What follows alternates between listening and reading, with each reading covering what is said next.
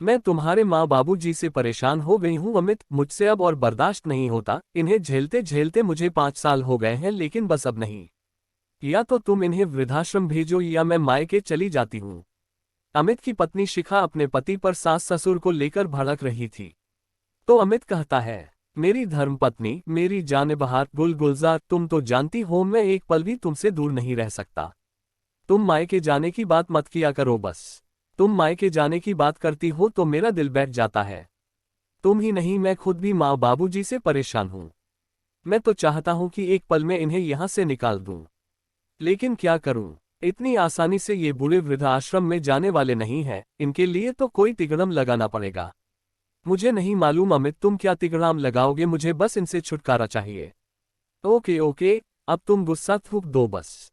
बेटा अमित, ओ बेटा अमित। अमित के बाबूजी किशन जी ने आवाज लगाई तो अमित तिलमिला उठा। देखो ये ड्रामा है इनका। पत्नी से दो बातें भी नहीं करने देते हैं ये लोग। तभी तो मैं भी कहती हूँ इनका जल्दी बंदोबस्त करो, और तुम हो कि देर पर देर किए जा रहे हो। बाबूजी ने फिर आवाज लगाई। अमित बेटा आया आया, गुस्से में कहता हुआ अमित माँ बाबूजी के कमरे में गया। क्या दिक्कत है तुम लोगों की, जब देखो अमित अमित लगाए रखते हो। क्या कहना है बेटा, तू कैसे बात कर रहा है अपने बाबूजी से? अमित की माँ बीना देवी जी ने कहा तो अमित बोला, माँ और कैसे बात करूं, तुम दोनों को बस यही काम है। उसकी बात काटते हुए बाबूजी बोले, बेटा आज तेरी छुट्टी है तो तू ऐसा कर, हमारे जो अधूरे काम पड़े हैं वो कर दे। एक तो तेरे माँ के दांत दिखाने हैं और मेरे कान दिखाने हैं, तू हमें ले चल। इतना सुन अमित और भी ज्यादा आग बबूला हो उठा। तुम दोनों ने मुझे समझ क्या रखा है? एक ही दिन की छुट्टी, उसी में तुम अपने अपने काम की टांग अड़ा देते हो। और पैसे कौन सा मेरे दादाजी आकर दे रहे हैं मुझे, जो तुम लोग इतने खर्चे बता देते हो? मेरे पास ना तो पैसे और ना ही टाइम है। बेटा तू कुछ ज्यादा नहीं भड़क रहा है? ऐसा तो कोई भारी काम नहीं बता दिया तुझे। अभी हमारे पैरों में दम है, हम खुद भी जा सकते हैं और ना ही तेरे पैसों की जरूरत है हमें, तू जा आराम फरमा। अपने बाबूजी की बात सुन अमित पैर पटकते हुए अपने कमरे में चला गया। किशन जी बैंक में जमा थोड़ी बहुत रकम से अपने और बीना जी के खर्चे पूरा कर लिया करते थे। चलो बीना तुम तैयार हो जाओ, मैं खुद तुम्हें लेकर चलूंगा। ठीक है जी, मैं 2 मिनट में तैयार होती हूँ। इतना कह बीना जी तैयार हो गई और फिर दोनों डॉक्टर के जाने के लिए घर से निकल लेते हैं। उनके घर से निकलने के बाद शिखा फिर से अमित को बोलने लगती है, ये हमें चैन से नहीं जीने देंगे अमित, जल्दी कुछ करना पड़ेगा। हाँ शिखा जल्दी, मैं कोई बंदोबस्त करता हूँ, बस कुछ सूझ जाने दो मुझे। जाओ तुम मेरे लिए कॉफी बना लाओ बढ़िया वाली। ठीक है लाती हूँ। शिखा कॉफी बनाने चली जाती है और अमित अपना शातिर दिमाग लगाने लग जाता है कि क्या किया जाए जो इन बूढ़ों से पीछा छूट जाए। वह बहुत देर सोचता रहता है, इतने में शिखा भी कॉफी बना लाती है। शिखा तुम ही कोई सुझाव दो ना, क्या करना चाहिए? मेरा सुझाव तो सपाट है, दोनों को नींद की गोलियां देकर मार डाला जाए। नहीं यार ऐसा नहीं कर सकते, सारी जिंदगी जेल में चक्की पिसनी पड़ेगी, और हैं तो मेरे माँ बाप ही यार, कैसे जान ले सकता हूँ इनकी। तो फिर खुद ही दिमाग लगाओ, शिखा ने मुंह बनाते हुए कहा। तभी किशन जी और बीना जी डॉक्टर के से आ गए। अपने कमरे में जाकर बातें करने लगे। चलो आज का काम तो पूरा हुआ बीना, अब 4 दिन बाद जाना है तुम्हारे दांत बनवाने, और मुझे भी ये दवाई दी है, देखता हूँ कितना आराम लगता है 4 दिन में, नहीं तो बस मशीन ही बनवानी पड़ेगी मुझे। लेकिन अभी तो मुझे फिर भी सही सुनता है। हाँ जी बस मशीन ही बन जाएगी, कभी कभी तुम्हें बिल्कुल सुनाई नहीं देता है। चलो देखते हैं 4 दिन बाद। माँ बाबूजी बातें कर रहे थे और कमरे के बाहर दरवाजे के पास खड़ा हुआ अमित माँ बाबूजी की बातें सुन अपना खुराफाती दिमाग लगा रहा था कि कहीं कोई सुझाव मिल जाए। तो उनकी बातें सुन उसे एक सुझाव सूझ ही गया। वह दबे पांव वहां से निकल अपने कमरे में आ गया और अपनी पत्नी को पकड़कर इधर से उधर घुमाते हुए बोला, शिखा शिखा शिखा, जिसका हमें था इंतजार, जिसके लिए दिल था बेकरार, वो घड़ी आ गई आ गई। अरे अरे अरे, हुआ क्या है ये तो बताओ, बड़े खुश नजर आ रहे हो। शिखा ने बहुत उत्सुकता पूर्वक पूछा तो अमित बड़ा खुशंदाज में बोला, शिखा मुझे आइडिया मिल गया है, इन बूढ़े माता पिता से छुटकारा पाने का। ये सुन शिखा की आंखें चमक उठी, बोली क्या बात कर रहे हो, क्या आइडिया है मुझे भी बताओ। अमित ने शिखा के कानों में कुछ कहा तो शिखा बड़ी खुश हो गई। बस शिखा अब तुम माँ बाबूजी को बोतल में उतार लो, और मैं भी आदर्शवादी बेटा बन जाता हूँ, फिर देखना तुम कमाल। ठीक है जी, आज से हमारा मिशन शुरू। दोनों ने हाथ मिलाया और अपने काम में लग गए। माँ जी बाबूजी, मैं आपके लिए दूध लाई हूँ, गर्मा गर्म दूध, लीजिए पी लीजिए। शिखा ने अपने सास ससुर को बड़े प्यार से दूध देते हुए कहा तो दोनों शिखा को अपनी बुरी आंखों से बड़ी आश्चर्यचकित होते हुए देखने लगे, क्योंकि शिखा दूध तो क्या उन्हें एक गिलास पानी तक नहीं देती थी। माँ बाबूजी क्या सोच रहे हैं, मैं बहुत प्यार से दूध लाई हूँ, पी लीजिए। तो फिर दोनों ने उसके हाथ से दूध लिया और पीने लगे। शिखा दूध खत्म होने का इंतजार देखने लगी और दूध खत्म होते ही गिलास एक तरफ रख माँ जी के पैर दबाने लगी। इतने में अमित भी कमरे में आकर बाबूजी के पैर दबाने लगा तो किशन जी और बीना जी बड़े आश्चर्यचकित हो रहे थे। उन्हें समझ नहीं आ रहा था कि यह हो क्या रहा है। शिखा और अमित ने थोड़ी देर पैर दबाए और फिर माँ बाबूजी को सुला चलते बने और कमरे में जाकर बोले, ओफो, मैं तो पता नहीं कैसे बर्दाश्त कर रही थी। कोई नहीं शिखा, 3 दिन की तो बात है, फिर तो बस चांदनी रात है। दोनों बातें करते हुए सो जाते हैं। अगले दिन अमित ऑफिस से आते हुए माँ के लिए नई साड़ी और बाबूजी के लिए नई धोती लेकर आता है और आते ही सीधा उनके कमरे में जाकर उन्हें दिखाते हुए बोलता है, देखिए देखिए बाबूजी, मैं आपके लिए नए कपड़े लाया हूँ। बीना जी और किशन जी बड़े खुश होते हैं। फिर किशन थोड़ी देर दोनों के पास बैठकर अपने कमरे में आ जाता है। ओहो, ये बूढ़े तो जाते जाते भी खर्चा करवा रहे हैं। शिखा मुंह बनाते हुए कहती है, कोई नहीं डार्लिंग, कुछ पाने के लिए खोना भी पड़ता है। अमित ने सोफे पर बैठते हुए शिखा से कहा। शिखा जानती थी किशन जी को गन्ने के रस की खीर बहुत पसंद है, इसलिए अगला पैतरा उसने गन्ने की खीर बनाकर खेला। खीर लेकर बाबूजी और माँ के कमरे में गई कर चाहते हुए बोली, बाबूजी, मुझे पता था आपका गन्ने की खीर खाने का बड़ा मन कर रहा है। बहू, तुम्हें कैसे पता लगा? बीना जी ने बहू से पूछा। अरे क्या माँ, आप भी? जब माँ बाप बच्चों के बिन बोले उनके मन की हर एक बात समझते हैं और सारी ख्वाहिश पूरी करते हैं, उसी तरह बच्चे भी माँ बाप के मन की बात पढ़ लेते हैं। बस मुझे आभास हुआ और मैंने बाबूजी के लिए खीर बना दी। बहू की बात सुन किशन और बीना जी खुश हो गए और मन ही मन भगवान का शुक्र करने की लगे कि भगवान ने उनके बच्चों को सद्बुद्धि दे दी है। अमित किशन जी और बीना जी का इकलौता बेटा है। किशन जी की प्राइवेट जॉब थी जिससे उनका घर खर्च सही से पूरा हो जाता था। बीना जी बहुत समझदार महिला थी। उनका घर बहुत छोटा था, अपने पति की कम कमाई में भी अच्छे से पूरा कर लेती थी और पाए पाए जोड़ उन्होंने जमीन भी खरीद ली थी जिस पर उन्होंने अपने सपनों का आशिया खड़ा किया। अमित भी बहुत छोटा था। किशन जी की ज्यादा आमदनी नहीं थी, लेकिन अमित की पढ़ाई में इन्होंने कोई कमी नहीं की। उसे अच्छे स्कूल से पढ़ाया, फिर अच्छे कॉलेज से पढ़ाया, उसकी बिजली विभाग में सरकारी नौकरी लग गई। फिर उसके लिए लड़की ढूंढी। दूर के रिश्तेदार ने शिखा का सुझाव दिया तो शिखा अमित और दोनों माता पिता को पसंद आ गई, लेकिन उन्हें नहीं मालूम था मासूम सी दिखने वाली शिखा इतनी क्रूर होगी। वह बात बात पर सास ससुर को ताने मारती, वो कुछ काम बताते तो उसे नजरअंदाज कर देती थी और जरा सी रोक टोक पर पूरा घर सर पर उठा लेती थी। किशन जी थोड़े गुस्से स्वभाव वाले व्यक्ति थे, परंतु बीना उतनी ही ठंडे मिजाज की महिला थे। वह हमेशा अपने पति का गुस्सा शांत कर देती थी। किशन जी को शिखा पर गुस्सा आता तो बीना जी उन्हें बड़े प्यार से हैंडल कर लेती थी। अमित शादी से पहले अपने माता पिता की करता था, लेकिन शिखा ने उसे पूरा अपने रंग में रंग लिया था। अपनी मीठी बातों में अमित को हमेशा फंसा कर रखती थी, जिससे अमित को बस हर जगह शिखा शिखा ही दिखाई पड़ती थी। शिखा की बातों में आकर अमित भी अपने माँ बाबूजी पर भड़कता रहता था। अमित रिश्वतखोर व्यक्ति था, वह रिश्वत लिया करता था। बिजली विभाग में होने का लाभ उठाना उसे अच्छे से आता था। जिस किसी के घर में भी वह एसी जैसे आधुनिक उपकरण देख लेता, बस कोई ना कोई बहाना तक कर वह लोगों को परेशान करके उनको अपने पद की धौंस दिखा के उनसे बिना वजह का जुर्माना वसूलने पहुंच जाता था। तो उसके बाबूजी उसे हमेशा बोला करते थे कि बेटा, रिश्वत लेना पाप है, तुम रिश्वत मत लिया करो, चाहे कम में ही पूरा कर लिया करो। लेकिन अमित अपने बाबूजी का विरोध किया करता था। मेरी खुशियों को देखकर आपको जलन होती है, आप नहीं चाहते कि मैं अच्छा जीवन जीऊं, अपनी पत्नी के साथ खुश रहूं। हमेशा मेरी खुशियों के आड़े आते हैं आप, बार बार मुझे रिश्वत को लेकर सुनाते रहते हैं। आपको क्या दिक्कत है, मैं कुछ भी करूं? अमित के ये कटु वचन सुन किशन जी को गुस्सा आ गया तो उन्होंने अमित पर हाथ उठा दिया। इस बात को लेकर अमित अपने माता पिता से काफी परेशान आ चुका था। ऊपर से शिखा आग में घी डालने का काम करती थी। अब किशन जी और बीना जी चुप्पी साधे हुए थे, लेकिन माता पिता होने के नाते गलत बात पर टोक ही देते थे, तो ये बात अमित और शिखा को बहुत खलती थी, जिससे परेशान होकर दोनों उन्हें घर से निकालना चाहते थे। अमित अब माँ और बाबूजी के डॉक्टर की अगली विजिट का इंतजार कर रहा था, क्योंकि डॉक्टर ने उन्हें फिर से 4 दिन बाद आने के लिए कहा था। जैसे ही 3 दिन बीते, अमित रात में ही अपनी अगली पारी खेलने माँ बाबूजी के कमरे में गया और बोला, बाबूजी उस दिन ऑफिस के काम की वजह से मैं टेंशन में था, ना जाने टेंशन में क्या क्या अनाप शनाप बोल दिया आपको मैंने। बाबूजी मुझे माफ कर दीजिए। कोई बात नहीं बेटा, ऐसा होता है बोलकर किशन जी ने उसे माफ कर दिया। फिर अमित ने पूछा, बाबूजी आपको और माँ को डॉक्टर के यहाँ वापस कब जाना है? बेटा कल ही बुलाया है डॉक्टर ने, बीना जी ने बेटे की बात का उत्तर दिया। अमित माँ के हाथ पर हाथ रखकर बोला, माँ आपको और बाबूजी को कल मैं खुद डॉक्टर के यहाँ लेकर जाऊंगा, लेकिन उससे पहले हम लोग किसी अच्छी जगह घूमने चलेंगे। मेरा दोस्त बता रहा था कि पास ही में एक अच्छा रिजॉर्ट है, पहले हम लोग घूमेंगे फिर वापस आते वक्त डॉक्टर को दिखा लेंगे, या पहले रिजॉर्ट है पहले हम लोग घूमेंगे फिर वापस आते वक्त डॉक्टर को दिखा लेंगे, या पहले डॉक्टर को दिखा लेंगे बाद में रिजॉर्ट चल लेंगे, जैसे भी ठीक लगेगा।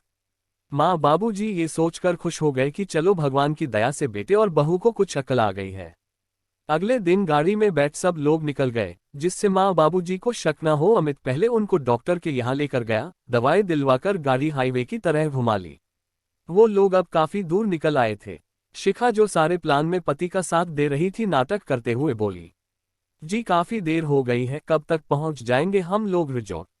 बीना जी और किशन जी भी बार बार अमित से पूछ रहे थे।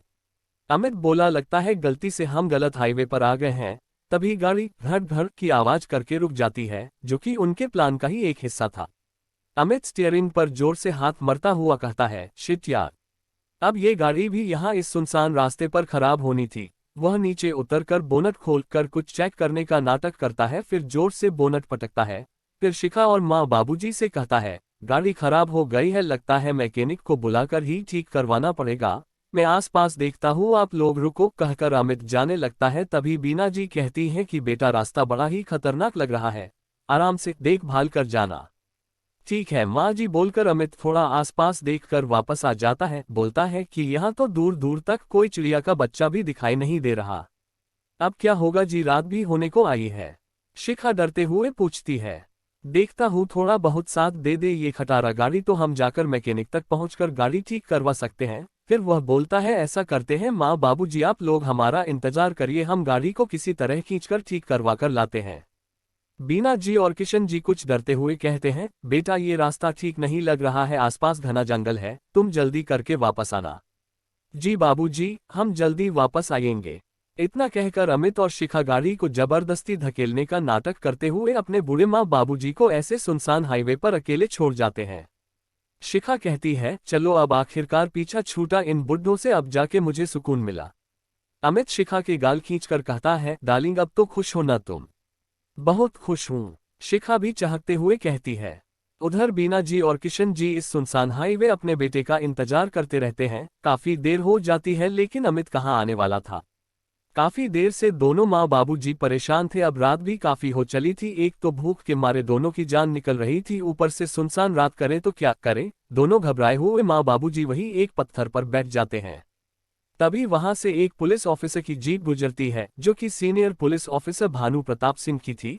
ऐसे रात के अंधेरे में इस सुनसान हाईवे पर बूढ़े दंपति को बैठे देखते हैं तो तुरंत गाड़ी रोककर उतरकर उनके पास जाके बोलते हैं, अंकल आंटी आप लोग रात में इस हाईवे पर अकेले क्या कर रहे हैं?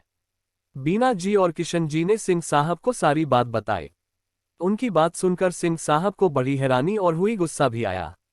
वह दोनों को अपनी जीप में बैठा अपने घर ले आए। उधर शिखा अमित से पूछती है, कहीं ऐसा ना हो दोनों किसी से लिफ्ट लेकर घर आ टपके?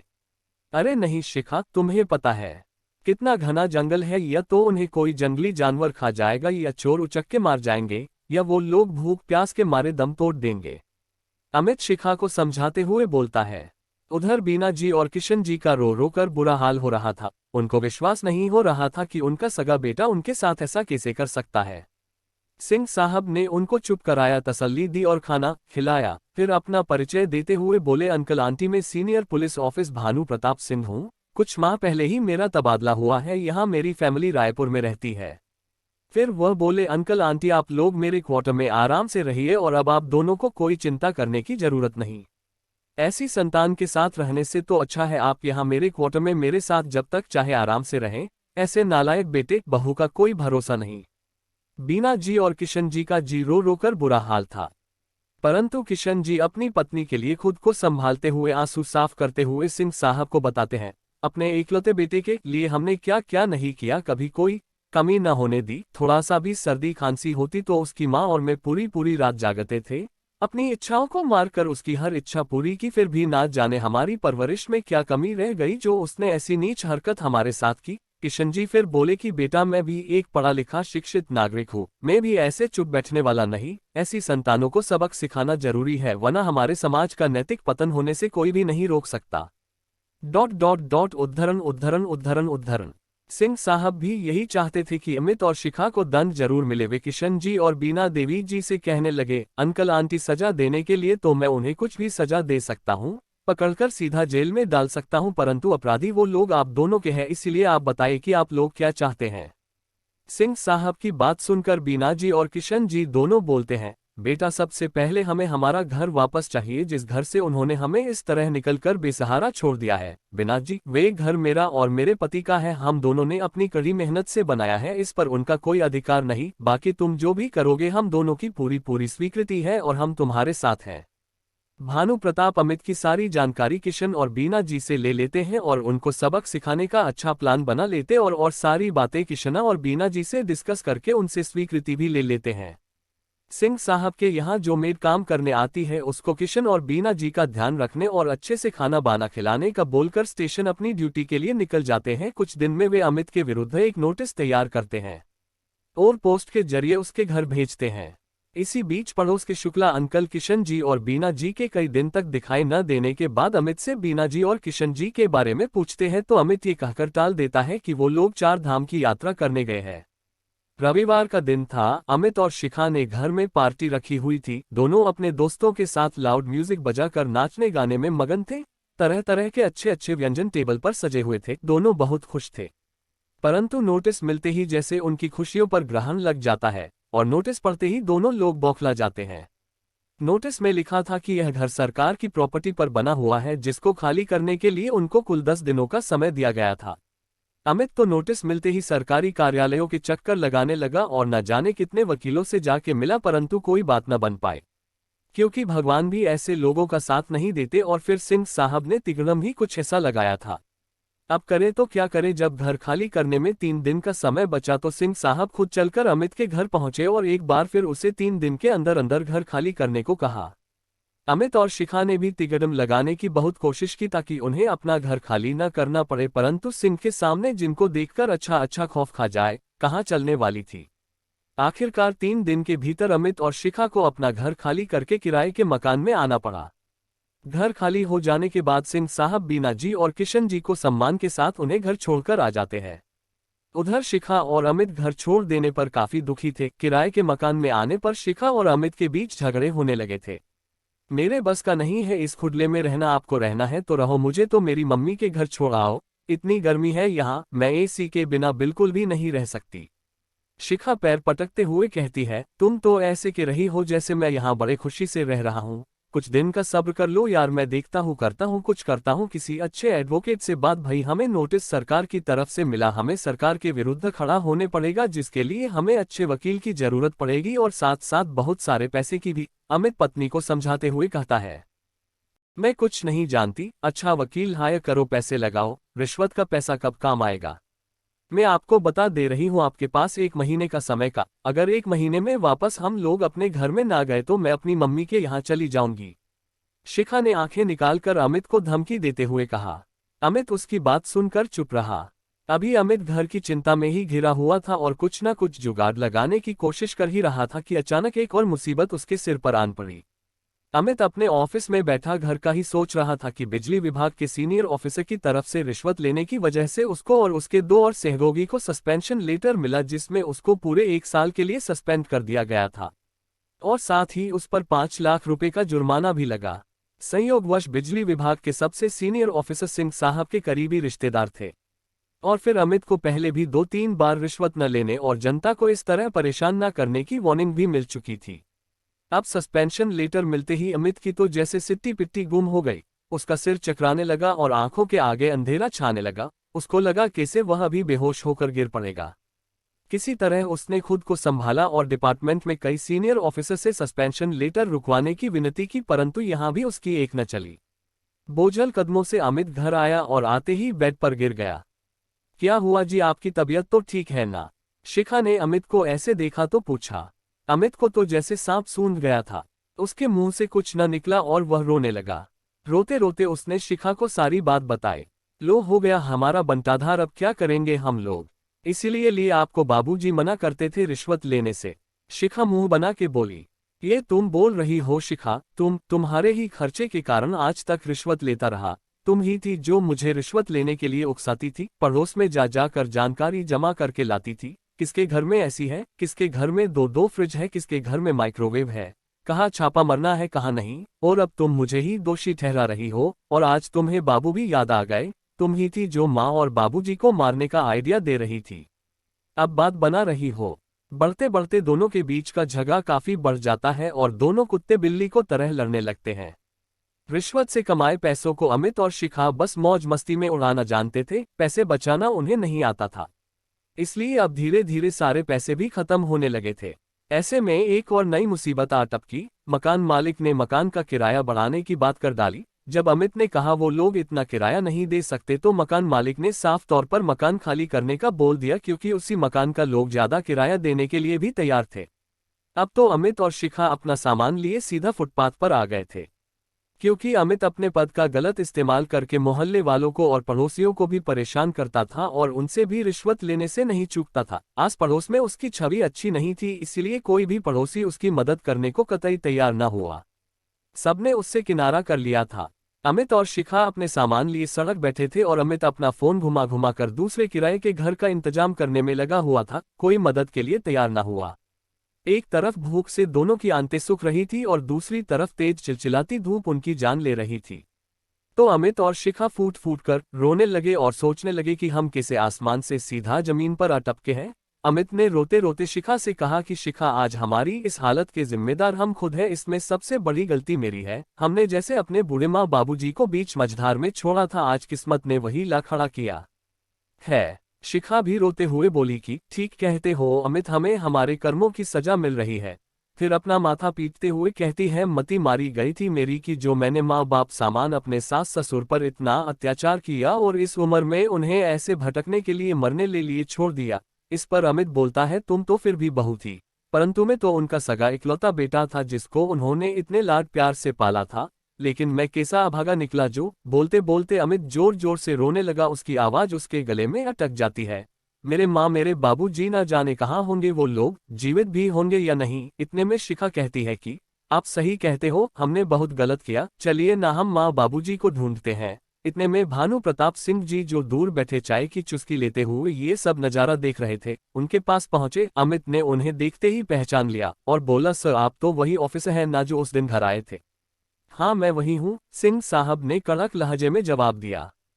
फिर पूछा, तुम लोग ऐसे सामान के साथ यहाँ रोड और क्यों बैठे हो? घर तो तुमने काफी पहले खाली कर दिया था, क्या तब से यूं कि भटक रहे हो इधर उधर भूतों की तरह? दोनों ने इस बात पर गर्दन झुका ली। फिर सिंह साहब बोले, चलो उठो मेरी जीप में बैठो। सिंह साहब की बात सुन अमित बोला, परसों हमारा सामान यही रहने दो, ये मैं गाड़ी में मंगवा लूंगा, तुम लोग मेरी जीप में बैठो। सिंह साहब का धन्यवाद करते हुए दोनों जीप में बैठ जाते हैं और जब जीप उन्हीं के घर के आगे रुकती है तो दोनों एक साथ आश्चर्यचकित होकर बोल पड़ते हैं, ये तो आप हमें हमारे ही घर ले आए। अंदर आते हैं तो वहां माँ और बाबूजी को पाकर दोनों अचंभित रह जाते हैं। उनके पैरों तले जैसे जमीन खिसक जाती है। खुशी, पीड़ा, शर्मिंदगी, दुख, सारे भाव उनके मन में एक साथ उमड़ आते हैं। दोनों रोते हुए माँ बाबूजी के पैरों में पड़कर गिड़गिड़ा कर क्षमा मांगने लगते हैं, परंतु किशन जी अपने गुस्से को काबू नहीं कर पाते तो जोरदार तमाचा अमित के गाल पर जड़ देते हैं, जिस पर अमित अपना दूसरा गाल भी आगे करते हुए कहता है कि बाबूजी, जो पाप हमने किए हैं उसके लिए कितने भी तप्पड़ काम है। फिर सिंह साहब का डंडा लेकर अमित बाबूजी के हाथ में देते हुए बोलता है, बाबूजी आप मारिए, दोनों को खूब मारिए, हमने जो पाप किए हैं उसके लिए हर सजा कम है। किशन जी और बीना जी की आंखों में भी आंसू आने लगाते हैं। फिर अमित और शिखा कहते हैं कि बाबूजी, भगवान ने हमें हमारे कर्मों का फल दे दिया है। जो हमने आपके साथ किया वही भाग्य ने हमारे साथ किया। अब जाकर हमें समझ आया कि माँ बाप जीवन भर मेहनत करके तिनका तिनका जोड़कर कैसे घर खड़ा करते हैं, हम लोग तो इतने कम समय में ही त्राही त्राही हो गए। अगर आपने हमें माफ नहीं किया तो हमें भगवान भी माफ नहीं करेगा। सिंह साहब भी किशन जी और बीना जी से दोनों को माफ करने के लिए कहते हैं। किशन जी और बीना जी उन्हें माफ कर देते हैं। क्षमा लेने के बाद अमित और शिखा अपने पापों का दंड भुगतने के लिए घर से निकलने के लिए दरवाजे तक पहुंचते ही हैं, परंतु माँ बाबूजी की आवाज उन्हें रुकने पर मजबूर कर देती है। किशन और बीना जी दोनों को रोक के गले लगा लेते हैं और बोलते हैं, बेटा तुमने जो किया भगवान ने उसकी सजा तुम्हें दे दी है, माफ करने वाला तो भगवान है। माँ बाप अपने बच्चों से क्या चाहते हैं, बस थोड़ा सा प्यार और मान सम्मान। माँ बाप बच्चों के लिए उम्र भर मेहनत करते हैं और बच्चे बुढ़ापे में उनका सहारा बनने के बजाय उन्हें इस तरह मझधार में छोड़ देते हैं तो सोचा उनके दिल पर क्या गुजरती है। माँ पिता जो करते हैं अपनी संतान के लिए करते हैं, हमारे जीते जी और हमारे मरने के बाद भी जो कुछ है वो सब तुम्हारा ही तो है। संतान ही तो माँ बाप के मेहनत करके बनाए गए आशियाने का सुख भोगती है। तुम्हें अपने किए पर पछतावा है, यही हमारे लिए काफी है। माँ बाप और बच्चों का मिलन देख सिंह साहब की आंखों में भी आंसू आ जाते हैं और वह अपनी राह की ओर निकल पड़ते हैं। अब अमित और शिखा सुधार चुके थे, जो उन्होंने नाटक किया था अब वह दोनों ने सच करके दिखाया। अब दोनों ही आदर्शवादी बहू बेटे बन चुके थे। फिर 2 माह बाद एक और खुशी ने घर में दस्तक दी। शिखा की सूनी गोद जो अब तक न भारी थी, माँ बाबूजी की दुआओं से अब भर गई थी। घर में खुशी की लहर दौड़ गई, सब लोग बहुत खुश थे और फिर 7 माह घर में एक नन्हे मुन्ने बेटे ने जन्म लिया जिसकी किलकारियों से घर गूंज उठा। अब किशन और बीना जी अपने पोते को देख देख जीते और भगवान का शुक्र अदा करते ना थकते। आपका बहुत बहुत आभार। अगर आपको हमारी वीडियो अच्छी लगी तो हमारी वीडियो को लाइक करें और चैनल को सब्सक्राइब करें। राधे राधे।